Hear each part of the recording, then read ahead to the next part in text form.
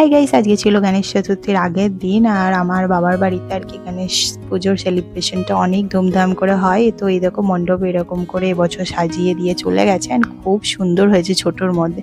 তারপরে আমি আর গোলু গেছিলাম গণেশজি আনতে, তো আমাদের বুক করাই ছিল। তো এই দেখো আমাদের গণেশজি মুখ ফুক ঢেকে গোলু এই দেখো নিয়ে আসছে। টোটোটা অনেক আগেই নামিয়ে দিয়েছিল।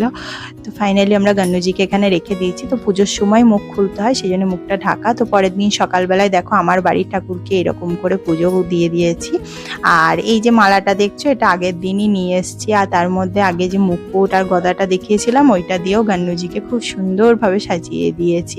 তারপরে আমরা আমার বাবার বাড়িতে চলে এসেছিলাম সকালবেলায় সমস্ত পুজো টুজো সেরে। আর এইখানে দেখো আমার দুই মেয়ে বসে আছে। তো এই ড্রেসগুলো যেগুলো ওদের দুজনের গায়ে দেখছো, আমি কিন্তু বানিয়ে দিয়েছি। তারপরে এই দেখো এখানে গণেশ চতুর্থী স্পেশাল ডান্স চলছে। তারপর আমাদের পুজো শুরু হয়ে গেল। সো চলো আজকে আমি ব্লগ এইটুকু, আর সাবস্ক্রাইব করে দিও, টাটা।